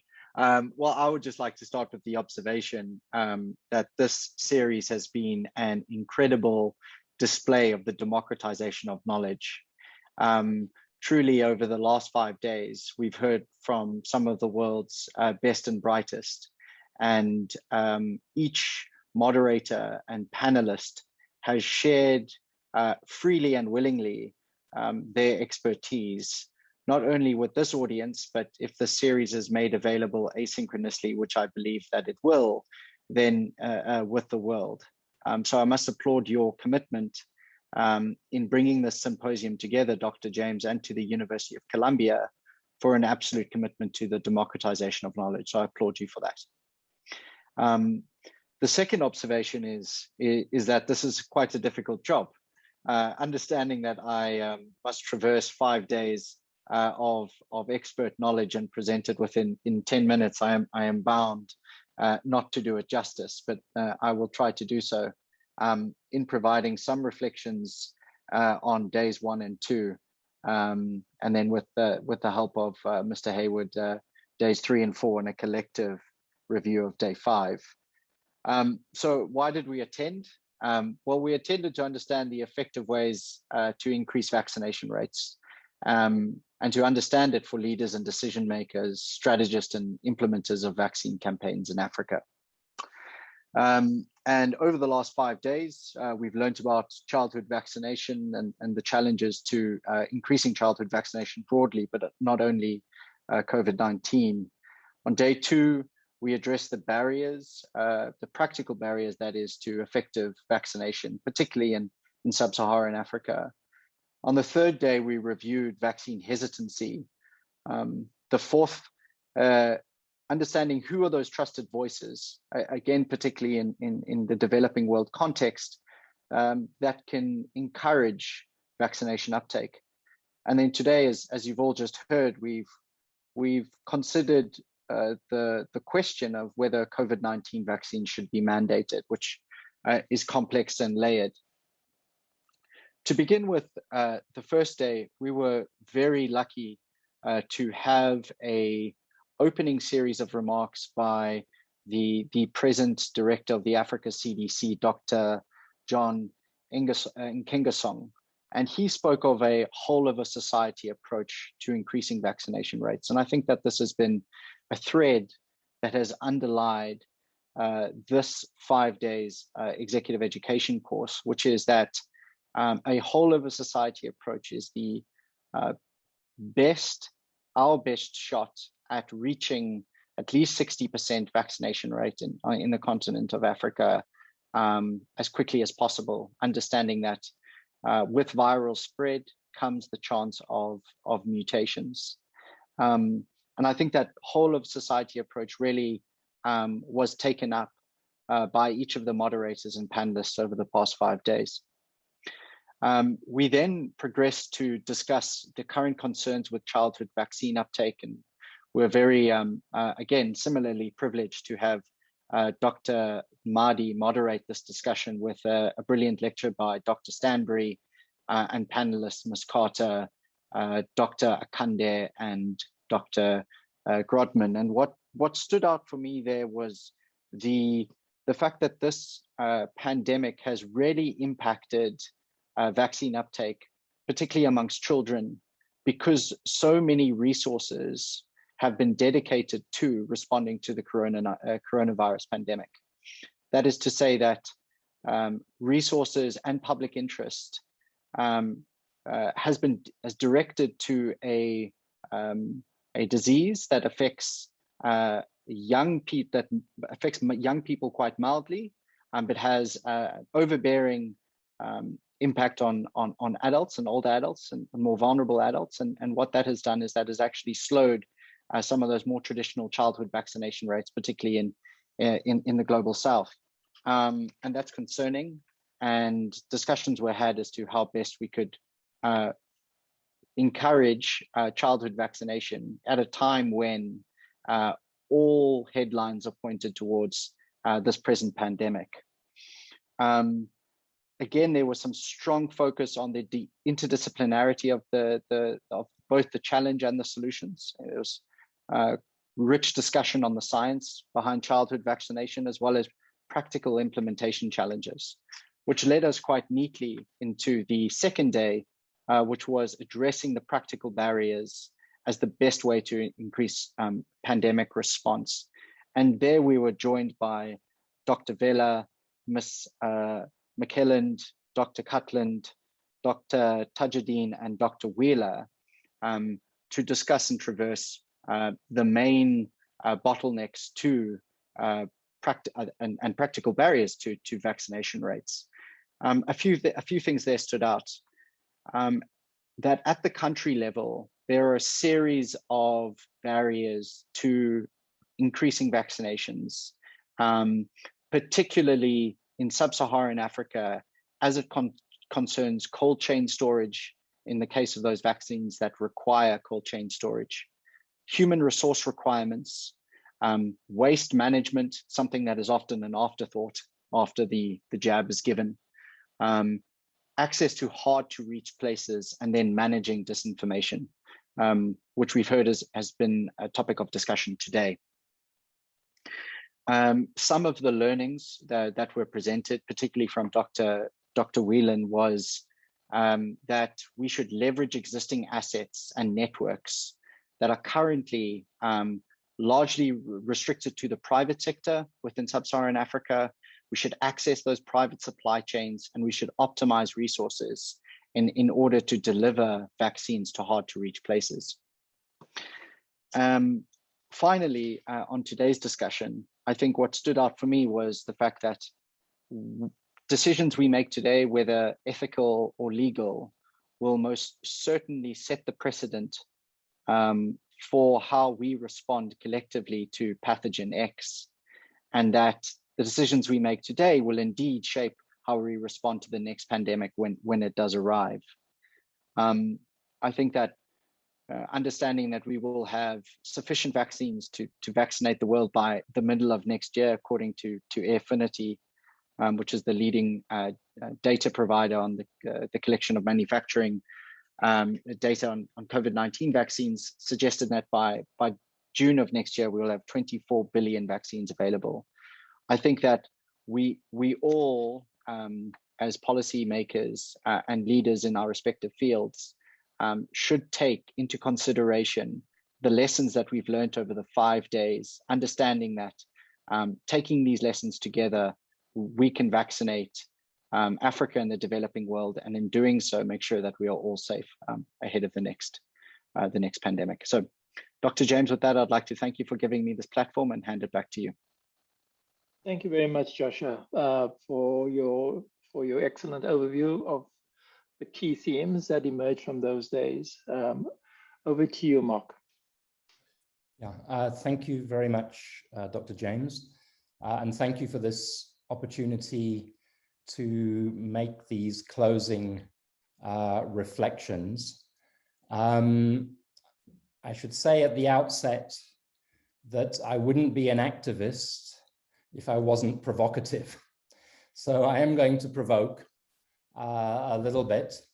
I've listened to all 5 days, 10 hours of presentations and discussions, and I've found it absolutely fascinating and important, and presenting a wealth of stimulating and informative information. In fact, I think one of the advantages as an observer for the whole of the week is that it's been an opportunity to do a kind of stock take of our response to COVID-19, where we were, where we are, where we want to be. I think the challenge for us now is, and it's Joshua mentioned this as well, is how do we distill this information that we have had the privilege of having access to and make it available to many, many more people. And I say this because I think this question of access to information is fundamental to vaccination, to vaccine advocacy, to vaccine hesitancy. And it worries me that whilst technologies like Zoom allow us to sit with the world's best experts on vaccinations, it's also a living example of how the digital divide deepens inequality. And in this case, inequality, as is so often the case, is about human rights, the right of access to life-saving health information. Nobody who's presented this week needs to be told that, because I think we're all ethicists and we're all human rights activists of one shape or another. But there is a duty that extends beyond this symposium. And I say this also because I think it's symptomatic of a deeper pathology around COVID-19, which is that a lot of the discussion about COVID has taken place amongst political and health elites. And I think Helen, in a certain sense, reflected on this now, which then gets handed down to ordinary people as instructions or mandates or recommendations that don't permit for thinking and ownership by people that can sometimes contribute to the hesitancy. And I'm going to return to this issue of hesitancy. In fact, on Wednesday, the title of the day's discussion was Vaccine Hesitancy: What Makes COVID Vaccination Different? And speakers on Wednesday and before and after, including Wafaa today, and I agree with it, pointed to hesitancy as something that we've seen since the advent of vaccines, and that's certainly true. And yet clearly, I think I would argue that there is a difference that we are witnessing. And I'll call it the COVID paradox. And those of you with long memories might remember a term that's another paradox that was coined by Judge Michael Kirby in relation to HIV, which we call the AIDS paradox. And it's not irrelevant to these discussions, because the AIDS paradox told us that in order to protect the rights of people who didn't have HIV, we had to first protect the rights of people with HIV, and hence the focus that developed on rights in relation to HIV. And I think we need a similar rights focus in relation to COVID. But the COVID paradox, I think, is this, and this is what makes it different, is that inequalities have sharpened significantly during this epidemic and since the beginning of the last great epidemic, the HIV epidemic. And in particular, people have less access to quality healthcare services. That is certainly the case in developing countries. It may not be the case in developed countries, but I think if you look at what is happening in Africa, if you look at what is happening in South Africa, it's not just a question of quality of access, it's a question of quality. But the paradox becomes when you consider that as people in a sense have been pulled away by defunding of public healthcare services, from direct face-to-face ability to talk to a doctor or whatever, there's simultaneously been a revolution in media, which means that more people have access to health information and, importantly for our discussions, health misinformation, and hence the coming into being of what we call info-epidemiology. And I think, and this was a distinction that was brought out by speakers this week, this is what makes meaningful communication so much more important. And I put meaningful in bold. And here, and again, this was an insight that we developed from our years around HIV. It's very important to distinguish between AIDS so-called awareness, COVID awareness, and understanding stroke deep knowledge that allows people the autonomy to make the necessary and the correct decisions for themselves and for others. And that's why another thing that has struck me repeatedly this week, and I heard it said on one of the days, is that health planners, advocates, and governments shouldn't abstract COVID-19 from the other great issues of our time. Sorry, I've jumped to, sorry, no, I've talked, sorry, I thought I jumped from my notes. Shouldn't I abstract COVID-19 from the other great issues of our time, which is the general distrust, the anxiety. You know, this writer, one of my favorite writers, Elif Shafak, talks about the age of anxiety. Another writer talks about the age of anger and despair. And that's why following social and political science is as important as medical science. And I wonder if we've actually given as much importance to social and political science as we have to medical science. In South Africa, we were just very, very grateful at the beginning, after our experience of AIDS denialism, that government kept on saying it's following the science. But I think it's a problem that many governments have made social scientists into media commentators rather than integral to planning and implementation, which is why I was very glad to see Wafaa's pyramid today of interventions to enhance COVID-19 vaccine uptake, because it recognizes that people are not hesitant because they're stupid. They're hesitant because they're thoughtful. You know, people ask themselves, poor people, people who live in informal settlements, etc., the millions and millions of people who are hungry at the moment because of COVID-19, or with an exacerbated hunger because of COVID-19. Why this sudden concern with our lives when you ignore our lives most of the time? Why should we trust Big Pharma now when Big Pharma rips us off most of the time? And therefore, one of my recommendations coming out of this week's discussions is that, and I think everybody would agree with this, is that we seek to meet people at the level of their uncertainties, not our certainties. We have to locate our advocacy for vaccines in the context of people's experiences of the last 18 months. And again, because I'm in South Africa, I would point out that in South Africa, initially there was a great common purpose and willingness. It was remarkable. A kind of social contract came into being in March, April, into May of 2020. People endured enormous sacrifices for the public good, but that trust was abused. And it's now playing out in some ways in relation to vaccines take up.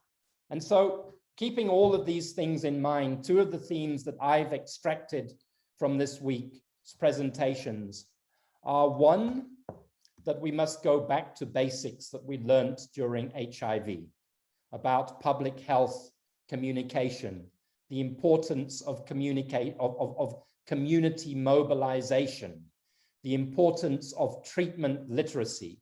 You know, we got high adherence to antiretroviral drugs, where we had AIDS denialism very, very prevalent as well in South Africa at the time, because of the work of activists and scientists together, hand in hand, around treatment literacy. And the second thing is that we must center people. I mean, it seems to me to be another paradox that although, perhaps it's an irony, that although people are the object of vaccination, they're often the last of our considerations. There was one presentation I watched this week, which left me a little bit concerned, because there was quite a complex algorithm presented about how we supply, how we create infrastructure, etc. And at the very end of the algorithm was people who didn't get a great deal of consideration. And I don't want to misrepresent that presentation, but I do think we must center that as a concern. I want to finish just with a couple of specific comments relevant to yesterday and today. I would like to problematize the ease with which we talk about vaccine hesitancy. For me, it's almost become a new nom de something, and I wonder whether we give it too much credit. I wonder how much science there is behind the term, particularly given the multiplicities and diversities of vaccine hesitancy. As I was driving to join this session this afternoon, I heard the person who's responsible for our vaccine mobilization in South Africa at the moment in the Department of Health, David Harrison, use the word vaccine inertia, and saying that in South Africa, at least, the inertia is due more to people's circumstances than antipathy. And I read an article which we published in the Daily Maverick yesterday, for example, about a community mobilization in an informal settlement in Soweto, where the community mobilization, because it was young people going door to door, explaining to people, because the vaccines had been brought into that community, the demand outstripped the supply of vaccines in that community on that particular day. And therefore, certainly when we're speaking, and I think we're in a very different space in developed versus in Africa versus the United States. I think we need to concentrate on doing everything we can to get all the willing vaccinated. And I believe, as again, I think Wafaa and some of the data that has been presented today has shown us that by doing that, we will also draw the hesitant in their wake. And access is still a major issue. Yesterday, figures were presented, for example, that showed in South Africa the rates of fully vaccinated people versus unvaccinated in insured versus uninsured populations, 38.4% versus 18%. Somebody said in the chat, someone called Sarah Downs, and I would have agreed with her, it seems, quote, it seems like for the uninsured, there's an access problem, not a willingness problem. We see that pattern play out in access of urban formal, people who live in urban formal settings versus urban informal. We see it play out in people with cars versus people who don't have cars. And therefore, I think our strategy has to be to do everything that we have said in these 5 days, but also to do everything possible to take vaccines to the people. As Amanda McClellan said in some of our countries, we have a long way to go before vaccine hesitancy becomes the major bottleneck. I don't want it to be used as an excuse for poor communication, for lack of political will, and for lack of imagination. And I want to finish just with 2 points. I listened to the discussion this afternoon on vaccine mandates, and it was a fascinating discussion. I would say really only 2 things on vaccine mandates. I think we need to also consider what the benefits of incentives versus strict mandates. I would support that limited mandates for particular populations, but if we overextend mandates, we have to consider what the disadvantages might be for future vaccination programs and for trust. So let me conclude by saying where do we go? Vaccines are vital. I think in developing countries, South Africa, Africa, we haven't talked enough about Africa. We need emergency surgery to the vaccine response if we are to get anywhere near the numbers that we require. But we also need to not lose sight on identifying and fixing the underlying pathologies. Helen is probably a little bit more confident than me about how we might manage pathogen X and how we might respond to a future epidemic. I have no doubt that we have the technologies, but the technologies and getting them to people are, as we know, very, very different things.